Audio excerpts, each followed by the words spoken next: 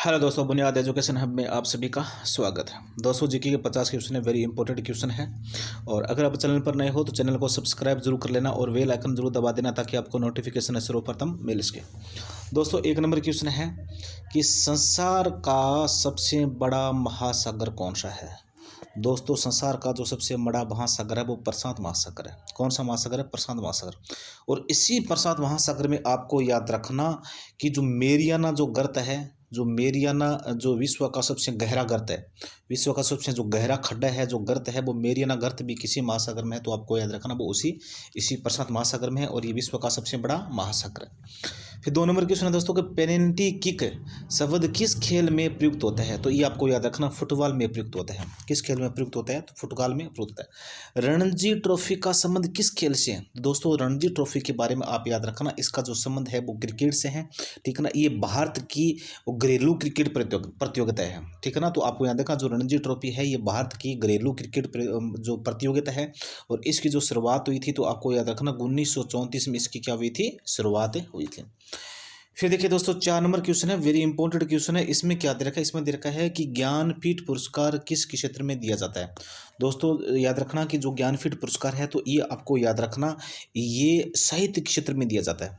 किस क्षेत्र में दिया जाता है? तो आपको याद रखना साहित्य क्षेत्र में दिया जाता है। ठीक है ना, और इसकी शुरुआत कब हुई थी? दोस्तों, आपको याद रखना 1965 में इसकी क्या हुई थी? शुरुआत हुई थी। और ये पुरस्कार सर्वप्रथम किसे दिया गया था? तो आपको याद रखना जी शंकर कुरूप को ये पुरस्कार सर्वप्रथम दिया गया था। इसकी शुरुआत कब हुई थी? 1965 में हुई थी। किसी क्षेत्र में दिया जाता है? तो साहित्य क्षेत्र में दिया जाता है। और इसमें कितनी राशि दी जाती है? तो आपको याद रखना इसमें 7 लाख की राशि दी जाती है। फिर देखिए दोस्तों, आगे वाला क्वेश्चन है 5 नंबर क्वेश्चन। इसमें दे रखा है जो वेरी इंपॉर्टेंट क्वेश्चन है, ये भी पुरस्कार से संबंधित क्वेश्चन है। इसमें दे रखा है कि भारत का सर्वोच्च खेल पुरस्कार कौन सा है। दोस्तों, भारत का जो सर्वोच्च खेल पुरस्कार है तो वो है राजीव गांधी खेल रत्न पुरस्कार। ठीक है ना, राजीव गांधी खेल रत्न पुरस्कार। दोस्तों, आपको याद रखना ये खेल संबंधी या खेल भारत में खेल का सर्वोच्च पुरस्कार है। और इसकी शुरुआत कब हुई थी? दोस्तों, आपको याद रखना इसकी शुरुआत होती 1991-92 में इसकी क्या हुई थी? शुरुआत हुई थी। ठीक है, और ये सर्वप्रथम किसे दिया गया था? तो आपको याद रखना सर्वप्रथम जो भारत में जो शतरंज का जो महान खिलाड़ी है, भारत में जो शतरंज का महान खिलाड़ी है विश्वनाथन आनंद। ठीक है ना, विश्वनाथन आनंद को ये पुरस्कार सर्वप्रथम दिया गया था। और विश्वनाथन आनंद भारत का सबसे बड़ा शतरंज का खिलाड़ी है। और इस खेल की जो शुरुआत हुई थी तो आपको याद रखना 1991-92 में हुई थी। और इसमें कितनी राशि दी जाती है? दोस्तों, आपको याद रखना इसमें 25 लाख रुपया दिया जाता है। कितनी राशि दी जाती है? तो आपको याद रखना इसमें 25 लाख रुपया दिया जाता है। फिर देखिए दोस्तों, आगे वाला है अर्जुन पुरस्कार किस वर्ष शुरू हुआ था। दोस्तों, अर्जुन पुरस्कार के बारे में आपको याद रखना ये खेल के क्षेत्र में दिया जाता है। ठीक है ना, ये सर्वश्रेष्ठ खिलाड़ियों का दिया जाता है। और इसकी शुरुआत कब हुई थी? दोस्तों, आप याद रखना इसकी 1961 में इसकी क्या हुई थी? शुरुआत हुई थी। और इसमें कितनी राशि प्रदान की जाती है? तो आपको याद रखना इसमें 15 लाख रुपया राशि प्रदान की जाती है।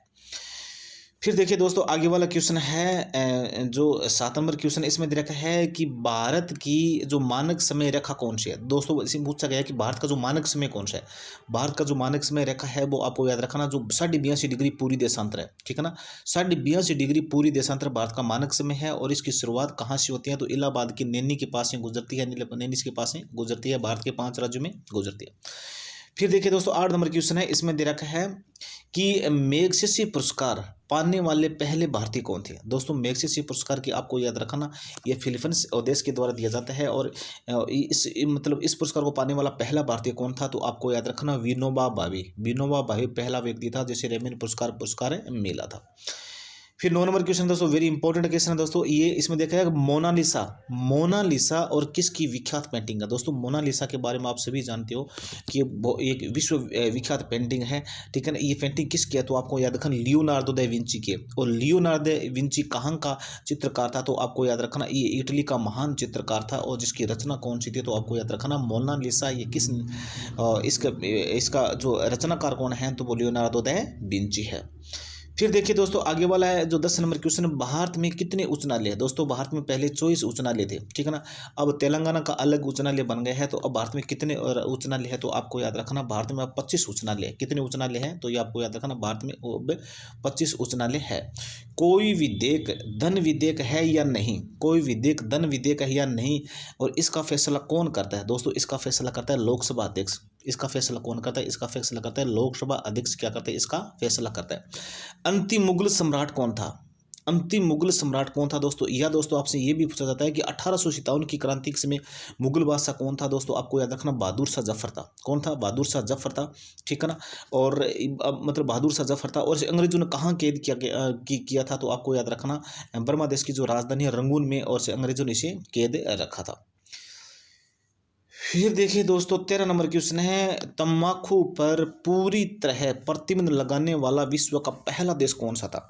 दोस्तों आपको याद रखना कि तम्बाकू पर पूरी तरह से प्रतिबंध लगाने वाला जो पहला देश था, तो वो कौन सा है, तो वो आपको याद रखना भूटान देश। कौन सा देश हो जाएगा, भूटान। और भूटान की राजधानी कौन सी है दोस्तों, थाईलैंड, सॉरी।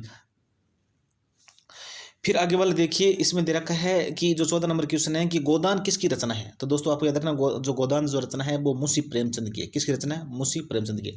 फिर राष्ट्रीय मतदाता दिवस कब मनाया जाता है। दोस्तों राष्ट्रीय जो मतदाता दिवस है, तो आपको याद रखना 25 जनवरी को मनाया जाता है। कब मनाया जाता है, 25 जनवरी को मनाया जाता है, ठीक है ना। ये आपको याद रखना कि जो राष्ट्रीय मतदाता दिवस है वो कब मनाया जाता है, तो आपको याद रखना ये 25 जनवरी को मनाया जाता है। कब मनाया जाता है, 25 जनवरी को मनाया जाता है। फिर देखिए दोस्तों राष्ट्रीय बालिका दिवस कब मनाया जाता है, 24 जनवरी को आपको याद रखना राष्ट्रीय बालिका दिवस या बालिका दिवस मनाया जाता है।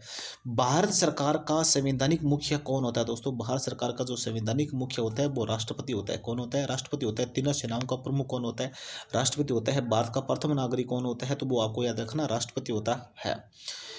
फिर देखिए दोस्तों 17 number question very important question है दोस्तों। अगर आपको वीडियो अच्छा लगे तो वीडियो आप लाइक शेयर सब्सक्राइब जरूर कर लेना, और बेल आइकन जरूर दबा देना, ताकि आपको नोटिफिकेशन सर्वप्रथम मिल सके। 17 नंबर क्वेश्चन में दिया गया है दोस्तों कि किस संविधान संशोधन के द्वारा मौलिक कर्तव्यों को संविधान में जोड़ा गया है। सबसे पहले देखिए दोस्तों मौलिक कर्तव्य ना, ये आपको याद रखना ये रूस देश के संविधान से लिया गया। किस देश के संविधान से लिया गया, रूस देश के संविधान से लिया गया। ये 42वां संविधान संशोधन से जोड़ा गया है। और 42वां संविधान संशोधन कब हुआ था, तो आपको याद रखना 1976 में हुआ था। और 42 संविधान संशोधन को अपन मिनी संविधान भी कहते हैं। 42वें संविधान संशोधन को अपन मिनी संविधान भी कहते हैं। ये कब पारित हुआ, 1976 में हुआ था, ठीक है ना। और मौलिक कर्तव्य इसी संविधान संशोधन के द्वारा जोड़े गए हैं। और मौलिक कर्तव्य किस देश के संविधान से लिया गया है, तो दोस्तों रूस देश के संविधान से लिया गया है।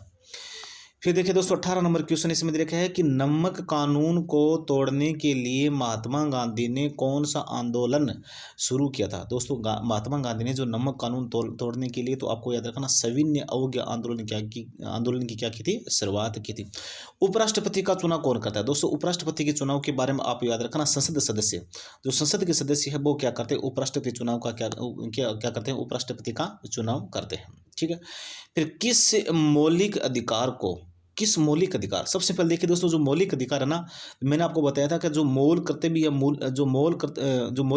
मूल कर्तव्य है वो रूस देश के संविधान से लिए गए हैं। लेकिन आपको याद रखना कि जो ये मौलिक अधिकार है, तो ये आपको याद रखना अमेरिका देश के संविधान से लिए गए। किस देश के संविधान से लिए गए, अमेरिका देश के संविधान से लिए गए हैं। तो इसमें पूछा गया है किस मौलिक अधिकार को 44वें संविधान संशोधन के द्वारा हटा दिया गया। दोस्तों संपत्ति के मूल अधिकार को आपको याद रखना 44वें संविधान संशोधन के द्वारा हटा दिया गया है। और दोस्तों आपको याद रखना मूल संविधान में जो मूल अधिकार है वो कितने हैं, 7 है। और वर्तमान में जो मौलिक अधिकार कितने हैं, वो 6 है। क्यों, क्योंकि 44वें संविधान संशोधन के द्वारा ये संपत्ति का मूल अधिकार है, ये इसकी श्रेणी से हटा दिया गया है। फिर देखिए दोस्तों 21 नंबर क्वेश्चन है कि 23.5 डिग्री उत्तरी अक्षांश को क्या कहते हैं। दोस्तों 23.5 डिग्री जो उत्तरी अक्षांश रेखा को आपको याद रखना कर्क रेखा कहते हैं। क्या कहते हैं, कर्क रेखा कहते हैं। और 23.5 डिग्री और दक्षिणी अक्षांश को क्या कहते हैं। दोस्तों 23.5 डिग्री दक्षिणी अक्षांश को आपको याद रखना मकर रेखा कहते हैं। क्या कहते हैं, मकर रेखा कहते हैं, ये आप याद रखना। फिर 22 नंबर क्वेश्चन है, 22 नंबर क्वेश्चन देखा दोस्तों, सशस्त्र सेना झंडा दिवस कब मनाया जाता है। तो आप सभी को पता है दोस्तों ये 7 दिसंबर को मनाया जाता है। कब मनाया जाता है, 7 दिसंबर को मनाया जाता है, ठीक है ना। 1 दिसंबर को दोस्तों क्या मनाया जाता है, 1 दिसंबर के बारे में आप याद रखना विश्व एड्स दिवस मनाया जाता है। 2 दिसंबर को आपको याद रखना क्या मनाया जाता है, कंप्यूटर दिवस मनाया जाता है। ठीक है। फिर आगे वाला क्वेश्चन है दोस्तों, ये वेरी इंपॉर्टेंट क्वेश्चन है कि भारत और पाक की सीमा रेखा जो किस नाम से पुकारी जाती है। दोस्तों इसे अपन रेड क्लिफ रेखा कहते हैं। क्या कहते हैं? रेड क्लिफ रेखा कहते हैं। और रेड क्लिफ रेखा की जो रेड क्लिफ रेखा है तो आपको याद रखना ये भारत और पाकिस्तान की सीमा के बीच में। भारत में एकमात्र सक्रिय ज्वालामुखी कहाँ है? दोस्तों भारत में एकमात्र जो सक्रिय ज्वालामुखी है वो अंडमान निकोबार द्वीपों में, ठीक है ना। वो कहाँ है? तो आपको याद रखना बेरन द्वीप में है। विश्व विकलांग दिवस कब मनाया जाता है? दोस्तों विश्व विकलांग दिवस के बारे में आप याद रखना 3 दिसंबर को मनाया जाता है। कितने किने? विश्व विकलांग दिवस है ना, विकलांग, ठीक है ना, विकलांग नाम है दोस्तों, तो ये आप याद रखना। विश्व विकलांग दिवस कब मनाया जाता है? तो 3 दिसंबर को मनाया जाता है। फिर होपमैन कप किस खेल से संबंधित है? दोस्तों आपको याद रखना जो होपमैन कप है ना ये टेनिस से संबंधित है। और भारत में टेनिस की स्टार कौन है? दोस्तों सानिया मिर्जा भारत में टेनिस की स्टार है, या टेनिस की सबसे बड़ी खिलाड़ी है। फिर देखिए दोस्तों 27 नंबर क्वेश्चन है कि नवगठित तेलंगाना राज्य का पहला मुख्यमंत्री कौन है?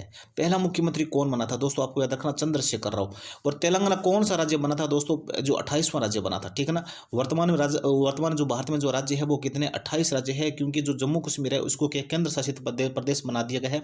और तेलंगाना की राजधानी कौन सी है? दोस्तों आपको याद रखना हैदराबाद है। और जो आंध्र प्रदेश की जो राजधानी है वो कौन सी है? तो आपको याद रखना अमरावती है। 28 नंबर क्वेश्चन है कि भारत और श्रीलंका के बीच कौन सी खाड़ी है? दोस्तों भारत और श्रीलंका के बीच में आपको याद रखना मन्नार की खाड़ी है, ठीक है ना। यह मन्नार की खाड़ी किन 2 देशों के बीच में है? तो आपको याद रखना भारत और श्रीलंका के बीच में। अरावली पर्वतमाला की सबसे ऊंची चोटी कौन सी है? दोस्तों अरावली पर्वतमाला के बारे में आप याद रखना ये मुख्य रूप से कहाँ है? तो आपको याद रखना राजस्थान में। और इसकी कुल लंबाई 692 किलोमीटर है। राजस्थान में इसकी लंबाई 550 किलोमीटर है। और अरावली पर्वतमाला के बारे में दोस्तों आपको याद रखना ये विश्व की सबसे प्राचीन वलित पर्वतमाला है। और विश्व की सबसे नवीन वलित जो पर्वतमाला है वो हिमालय पर्वत है। और अरावली पर्वतमाला की जो सबसे ऊंची चोटी है तो वो आपको याद रखना गुरु शिखर है। और जिसकी ऊंचाई कितनी है? तो 1722 मीटर है। फिर देखिए दोस्तों 30 नंबर क्वेश्चन है कि किस देश की समुद्री सीमा सबसे बड़ी है? दोस्तों आपको याद रखना जो कनाडा देश है ना इसकी समुद्री सीमा सबसे बड़ी है, ठीक है ना। और किस देश की स्थल सीमा सबसे बड़ी है? तो चीन देश की दोस्तों स्थल सीमा सबसे बड़ी है, ये आप सभी को पता है। म्यांमार और बर्मा की मुद्रा कौन सी है? दोस्तों बर्मा की जो मुद्रा है वो आपको याद रखना क्या आता है? कौन सी मुद्रा है? म्यांमार क्या आता है उनकी क्या है मुद्रा है। फिर देखिए दोस्तों 33 नंबर क्वेश्चन है कि मौसम संबंधी परिवर्तन वायुमंडल की किस पर्वत में होते हैं? दोस्तों जो मौसम संबंधी जो आंधी तूफान आते हैं जो परिवर्तन होता है वो क्षोभ मंडल में होता है। और समताप मंडल के बारे में आप याद रखना समताप मंडल में वायुयान उड़ता है, ठीक है ना। वायुयान क्या है? यहाँ उड़ते हैं।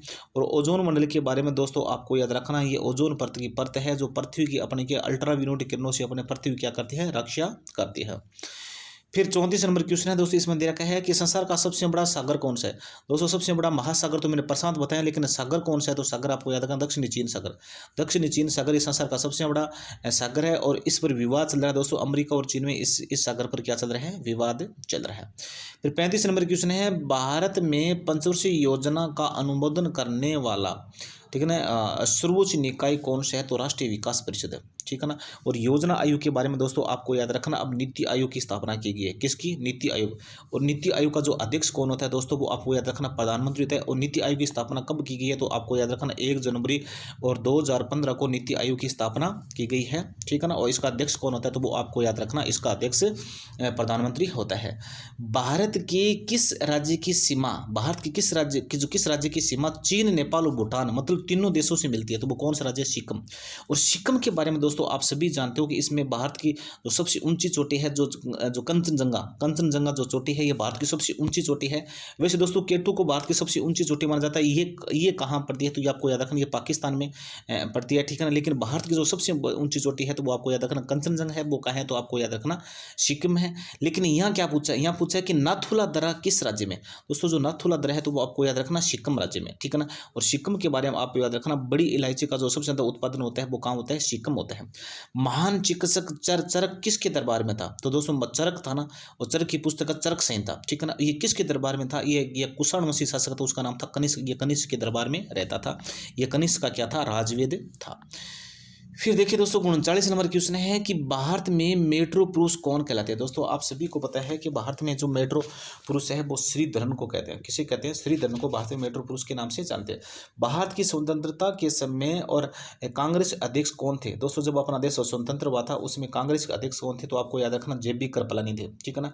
और उसमें इंग्लैंड का प्रधानमंत्री कौन था? तो क्लेमेंट एटली था। और किस पार्टी से था? तो आपको याद रखना लेबर पार्टी था। फिर कांग्रेस और मुस्लिम लीग के बीच जो लखनऊ समझौता है वो किस वर्ष है? दोस्तों लखनऊ लखनऊ समझौता हुआ ना, ये कांग्रेस और मुस्लिम के बीच हुआ था। कब हुआ था? 1916 में हुआ था। लेकिन जो कांग्रेस का जो विभाजन हुआ था तो वो आपको याद रखना 1907 में सूरत अधिवेशन में हुआ था।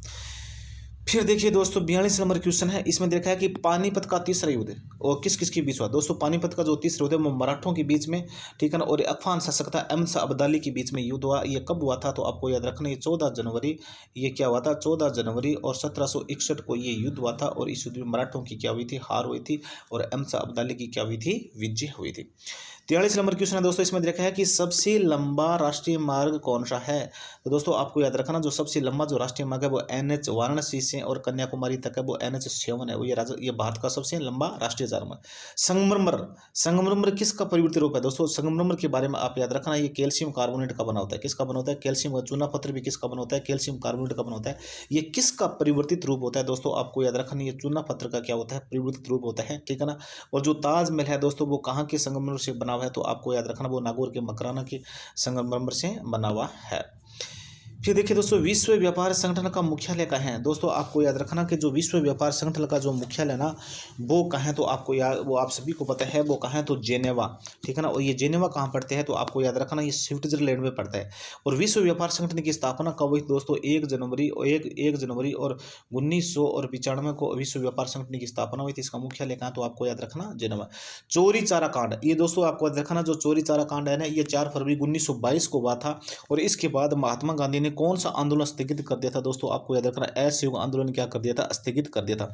केरल के तट को क्या कहते हैं? दोस्तों आप सभी को पता है केरल के तट को मालाबार तट कहते हैं। क्या कहते हैं? मालाबार तट के नाम से जानते हैं, ठीक है ना। जैन अवेस्ता और किस धर्म की ये धार्मिक पुस्तक है? तो आपको याद रखना तो पारसी धर्म की, ठीक है ना। पारसी धर्म की जो धार्मिक पुस्तक उसका नाम है जैन अवेस्ता, ठीक है ना। भारत का राष्ट्रगान सबसे पहले कब गाया गया? दोस्तों भारत का जो राष्ट्रगान है वो 1911 के और कांग्रेस के अधिवेशन में और कलकत्ता में सर्वप्रथम गाया गया था, ठीक है ना। और भारत का जो राष्ट्रगान है इसके रचयिता कौन है? दोस्तों आपको याद रखना रविंद्रनाथ टैगोर है। और रविंद्रनाथ टैगोर को आपको याद रखना दोस्तों साहित्य में जो सर्वप्रथम जो नोबेल पुरस्कार था जो मिला था वो किसे मिला था? और रविंद्रनाथ टैगोर को मिला था। और ये प्रथम भारतीय कौन था जिसे सर्वप्रथम नोबेल पुरस्कार मिला था? तो रविंद्रनाथ टैगोर को मिला था। और किस पुस्तक पर? गीतांजलि मिला था। और किस क्षेत्र में मिला था? तो साहित्य क्षेत्र में मिला था। फिर देखिए दोस्तों 50 नंबर क्वेश्चन है, इसमें देखा है कि किस नदी को बिहार का शोक कहते हैं? दोस्तों बिहार को देश को किस नदी को बिहार का शोक कहते हैं? तो वो कोसी नदी को कहते हैं। और कोसी नदी के बारे में आपका याद रखना दोस्तों ये भारत की एकमात्र ऐसी नदी है को सर्वाधिक मार्ग बदलती है और इसीलिए इसी नदी को अपन क्या कहते हैं? बिहार का शोक के नाम से भी जानते हैं। ये देखिए दोस्तों अपन 50 क्वेश्चन कंप्लीट हो गए और वेरी इंपॉर्टेंट क्वेश्चन थे।